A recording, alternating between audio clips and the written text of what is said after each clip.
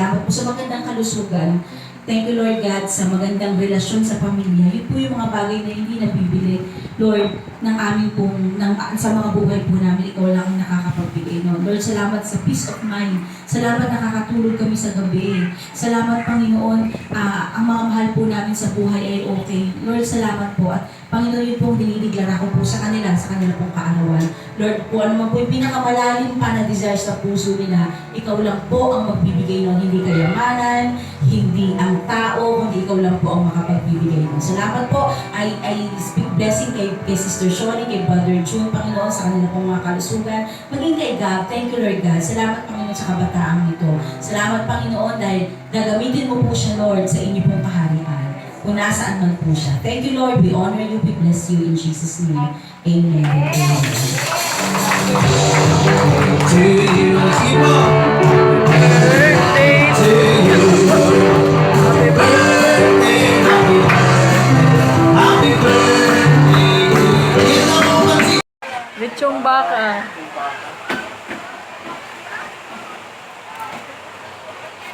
Ganyan mo, sarap pag-ihaw. Ihaw mo na ng baboy. Sis, kawai. Hello guys. Hello friends. Kami ang naiwan dito sa cottage. Nasa dagat na yung mga kasama namin. Yung iba nasa swimming pool. Yung mga hindi pa nakakapag-decide kung saan tayo mag-swimming. Meron pang space dito sa Narito Beach Resort. Dito kami ngayon. So, galing kami sa Nabua.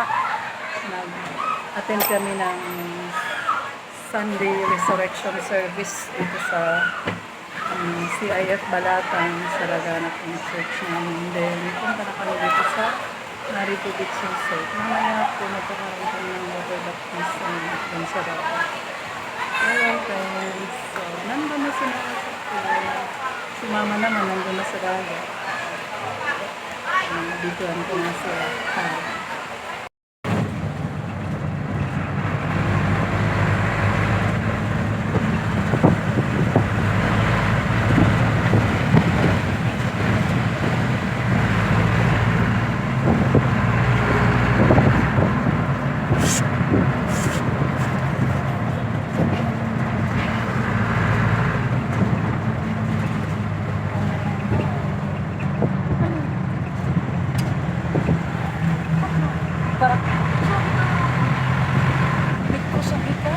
Payak niya.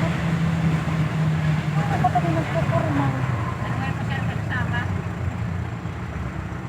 Tumabit na muna ako. Tara, kung mga sa Erika. Kaya ba? Tapit ba na ka? Tapit na nga.